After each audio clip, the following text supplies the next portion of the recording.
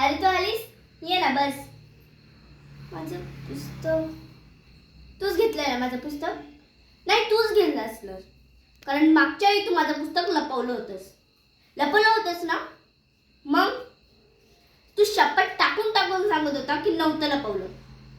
रिंकी, तू आहे ना मला पुराव्याला? आणि स्वीटी तू पण आहे. तू या दोघी आहे माझ्या पुराव्याला. तू काय करशील आता? आणि एकदा जर माझी मम्मी आली ना या शाळेत, प्रिन्सिपल आणि तुझी दोघांची बड्डे आम्ही बाहेर काढू. प्रिन्सिपल तुझे पप्पा आहे ना म्हणून बोलले. जास्त मकडू नको प्रिन्सिपल तुझे पप्पा आहे म्हणून. पुस्तक आण माझं पटकन आणि इकडे ठेवायचं. तुम्ही सगळ्यांनी या बरं का. उद्या माझा बड्डे म्हणून मग आम्ही पार्टी ठेवली आहे. तू पण ये. तू माझं पुस्तक जरी लपवलं असेल ना तरी मी मनाने खूप चांगली आहे. मी तरी तुला इन्व्हाइट करते.